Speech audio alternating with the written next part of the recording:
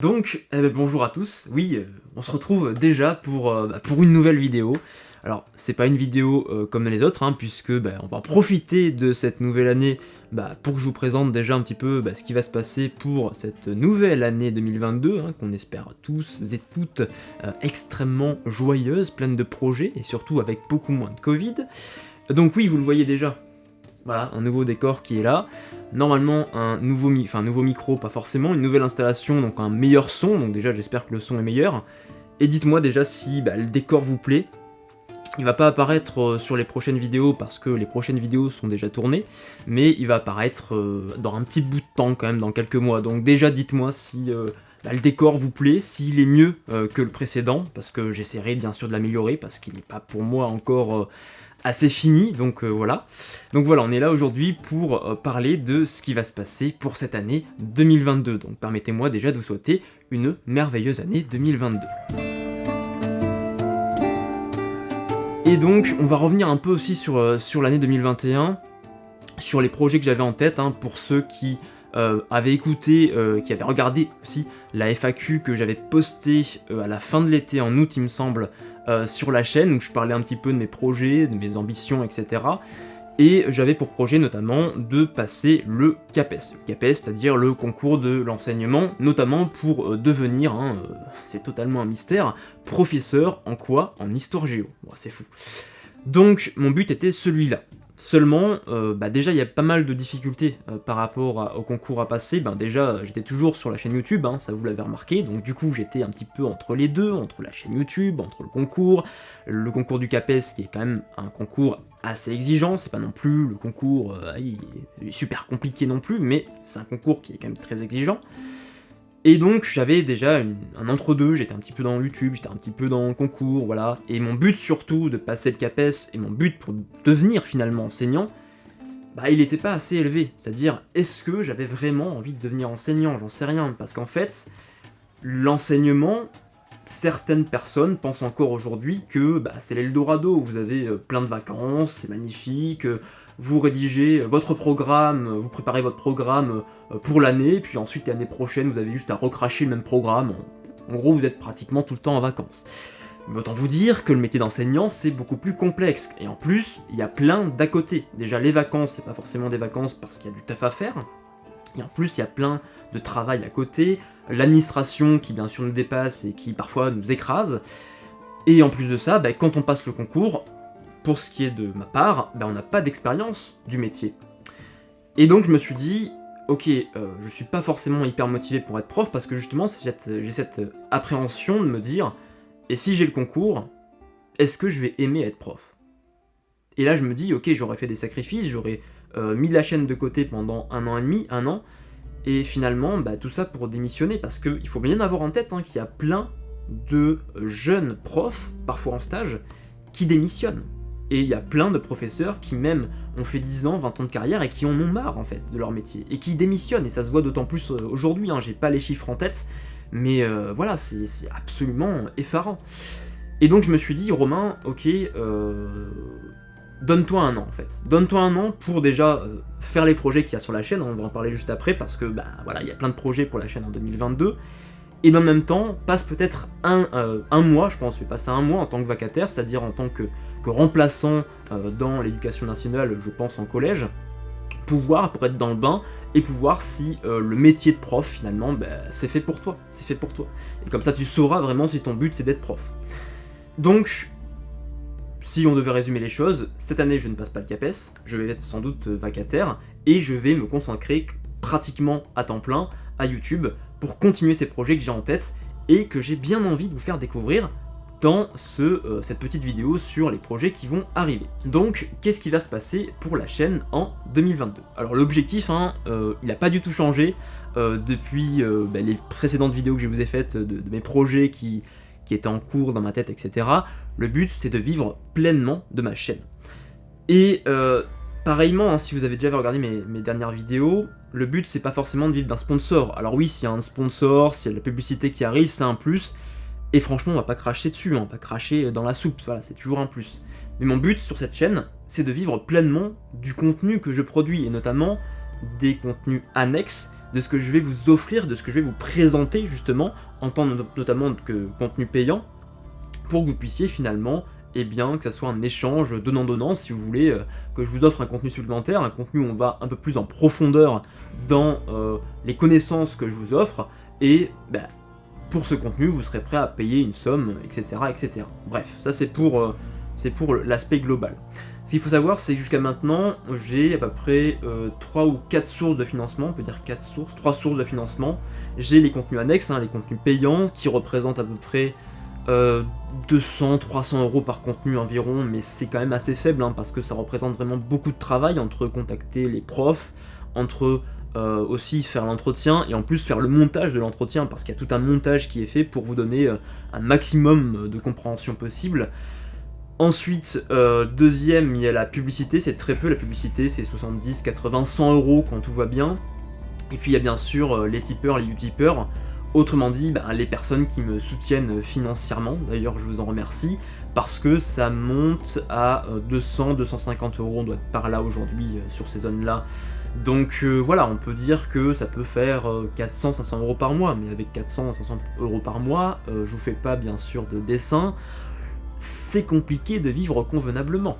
Mais bon, voilà, donc c'est pour ça que cette année-là, je vais lancer des projets que j'avais envie de lancer, qui pour moi pourront vraiment vous plaire, je vais en parler juste après, et qui sont nouveaux bien sûr sur la chaîne, mais j'ai envie de vous dire, c'est assez nouveau aussi dans le monde un petit peu de ces cours, de ces contenus supplémentaires que je vais lancer sur l'histoire, et bien sûr sur l'histoire de l'islam. Donc qu'est-ce qui va se passer en 2022 ? Alors déjà, bien sûr, il y aura toujours quelques petits contenus annexes qui vont être lancés, mais surtout, on va lancer des lives. On va lancer des lives sur la chaîne. À la fois, ce que j'appelle des lives perso, c'est-à-dire que là, ce sera des lives vraiment accessibles à tout le monde. Ça sera des lives que j'ai envie de lancer tous les mois. Alors on va voir quand est-ce que ça va démarrer. Peut-être qu'on va démarrer à la fin du mois de janvier, le 31 janvier.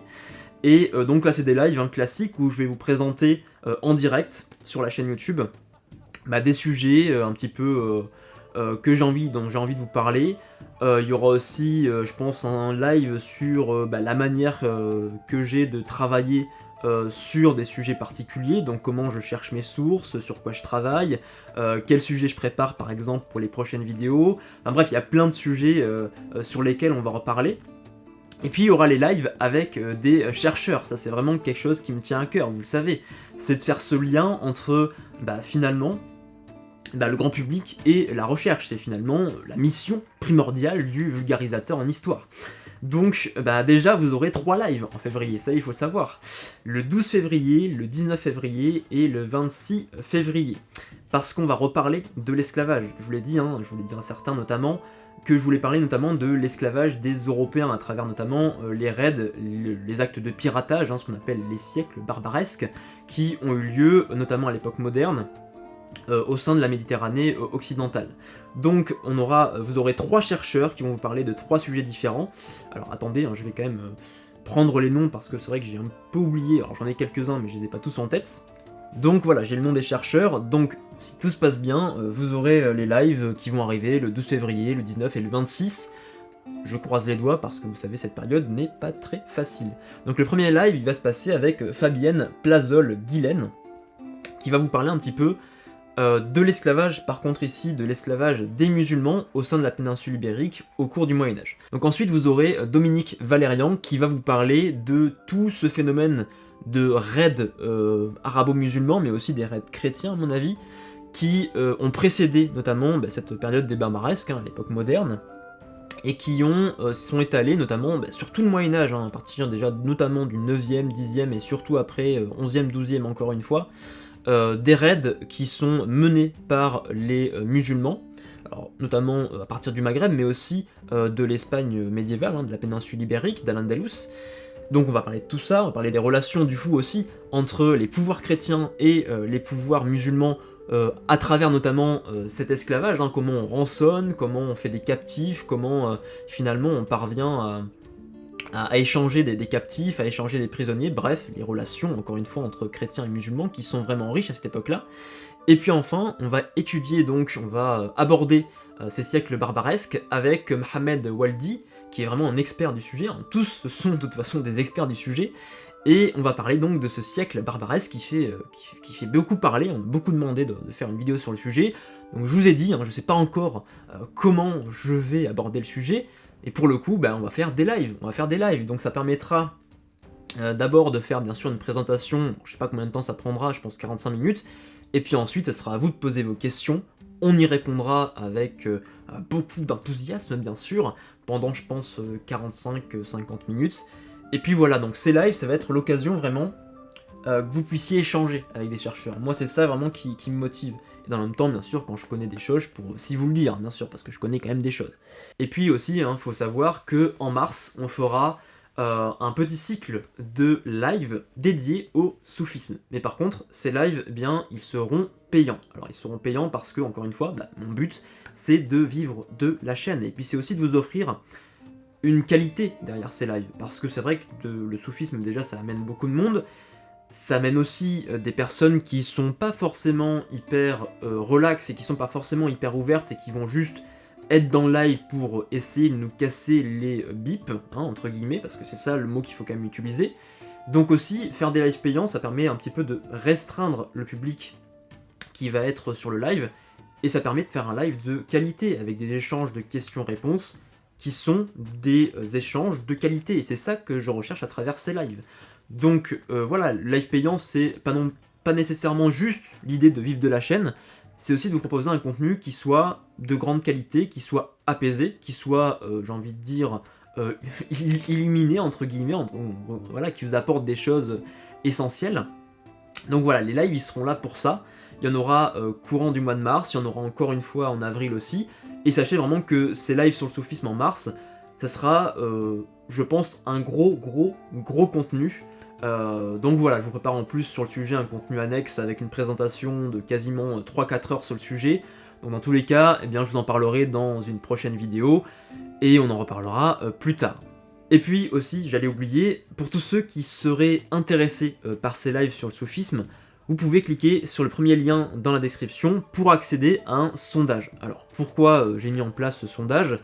Parce que ça va vous permettre de mettre en avant, de me transmettre vos questionnements autour du soufisme. Je sais qu'il y en a beaucoup, et moi bien sûr j'ai quelques idées, mais parfois ça ne correspondra pas du tout à ce que vous attendez. Donc voilà, pour ceux qui seraient intéressés, je vous invite à cliquer sur le premier lien et à répondre au sondage, c'est extrêmement rapide, et en plus ça m'apportera beaucoup de choses, et surtout ça va vous apporter beaucoup de choses parce que je pourrai directement répondre à vos questions dans les contenus que je vais produire. Donc, aussi, il y a un petit aspect bonus qui va permettre aussi à la chaîne de se financer, c'est que je vais participer à la rédaction de scripts pour un autre youtubeur, bien sûr un youtubeur vulgarisateur en histoire, mais je laisse un petit peu traîner le suspense, vous le verrez dans les semaines, dans les mois qui vont arriver, de qui il s'agit. Dans le même temps, bien sûr, ça permet de financer la chaîne, et puis en plus, ça permet tout simplement à ce que l'histoire de l'islam se répande un petit peu dans la vulga YouTube, et ça, je pense que c'est tout autant essentiel. Donc si en plus je peux participer à ce mouvement-là en permettant d'écrire des scripts pour d'autres youtubeurs, bon pas pour 4 ou 5 youtubeurs, je vais limiter quand même, déjà c'est déjà pas mal, donc voilà, vous allez voir bientôt la prochaine vidéo qui va arriver sur la chaîne en question, mais jusque là, je n'en dis pas plus. Et puis bien sûr, si la chaîne reprend des services à temps plein, le rythme des vidéos va fortement s'accélérer. En tout cas, vous aurez régulièrement, vous aurez au moins 2 vidéos par mois. Donc voilà, déjà vous serez très heureux à mon avis d'apprendre ça, il n'y aura pas qu'une seule vidéo par mois, vous aurez 2 vidéos par mois. La prochaine vidéo d'ailleurs, elle va arriver normalement dans 4-5 jours. Un peu plus peut-être d'ailleurs, je sais plus, bon bref, elle va arriver très bientôt, et on va parler notamment de ce qu'on appelle la révolution abbasside, qui est très importante, parce que du coup, en plus, ça va donner lieu à un contenu annexe, avec notamment un chercheur qui est Antoine Boru, qui est vraiment un expert à la pointe du sujet, qui travaille notamment d'ailleurs aux États-Unis, dans le Maryland, voilà, ça fait un petit peu loin, mais en entretien visio, c'est plus facile. Et pourquoi c'est important? Parce que, je vous en reparlerai bien sûr dans la prochaine vidéo, mais parce que notre vision de l'histoire de l'islam, déjà, elle est influencée par notre vision actuelle, Mais il faut savoir qu'aussi qu'il y a eu une réécriture à une période qui s'étend à peu près du milieu du 9e siècle jusqu'au 10e siècle, milieu du 10e siècle. Et cette période, bien sûr, c'est celle du califat abbasside, entre autres. En tout cas, de l'époque où le califat abbasside était vraiment à son âge d'or. Et ça, on l'oublie trop souvent. Et c'est pour ça que c'est compliqué aussi pour l'historien de démêler ce qui relève un petit peu de la vérité historique, de ce qui relève plutôt d'une réécriture de l'histoire. Et donc, grâce à cette vidéo, et grâce aussi à ce contenu annexe, que vous découvrirez bientôt, vous pourrez comprendre, eh bien, aussi, quelles sont les zones de flou autour de l'histoire musulmane, qui, aujourd'hui, certains éléments nous paraissent évidents, mais dans les faits, c'est quand même bien plus complexe. Donc voilà un petit peu pour les projets qui vont arriver d'ici 2022. Je vous invite encore une fois, pour ceux qui seraient intéressés par ces lives et ce contenu annexe sur le soufisme, à cliquer sur le premier lien dans la description pour accéder au sondage, tout simplement. Encore une fois, si le décor, il y a des choses qui vous chiffonnent, si vous pensez qu'il y a des choses à améliorer, si vous pensez que le son est pas mal, j'aimerais bien que vous me dites aussi parce que le son, j'essaye vraiment de l'améliorer, c'est quelque chose qui me faisait quand même un petit peu chier entre guillemets sur les précédentes vidéos parce que j'essaye vraiment d'améliorer le son et c'est quelque chose qui est pour moi hyper important, surtout pour ceux qui m'écoutent exclusivement en audio avec des oreillettes. Je sais que parfois on entend des choses, des petits bruits qui sont assez irritants. Donc voilà, dites-moi déjà si ce décor vous plaît pas mal. Et puis également pour ceux qui voudraient en savoir plus sur l'histoire de l'islam, je rappelle encore une fois que j'ai créé un groupe privé, c'est très facile, vous pouvez cliquer sur le deuxième lien dans la description, vous inscrivez votre petit mail, et puis vous êtes inscrit au groupe privé. Alors bien sûr, le groupe privé c'est quoi? C'est tout simplement que sur votre boîte mail, parfois le mercredi, parfois le samedi, vous recevrez un mail du petit Averroès, qui est un vulgarisateur en histoire de l'islam, et qui va bien sûr vous parler de l'histoire de l'islam, mais aussi de comment les historiens travaillent sur l'histoire de l'islam, parce que c'est un travail qui est très complexe et qu'il faut comprendre, parce que quand vous comprendrez vraiment comment l'historien travaille, vous pourrez aussi comprendre pourquoi il dit ça, pourquoi il dit pas autre chose, pourquoi il dit que parfois c'est compliqué l'histoire, pourquoi il y a plus de questions en histoire que de réponses. Et ça, c'est aussi très important. Et bien sûr, on parlera de religion musulmane, parce que on peut pas travailler sur l'histoire de l'islam sans aborder la religion musulmane. Ça, c'est impossible. Donc, encore une fois, si vous êtes intéressé, n'hésitez pas à cliquer sur le deuxième lien dans la description. Et puis, qu'est-ce que j'ai d'autre à vous dire? Je pense pas grand-chose, à part vous souhaiter encore une fois une très belle année 2022. Et sur ce, on se retrouve pour la prochaine vidéo. Mais jusque-là, comme toujours, portez-vous bien.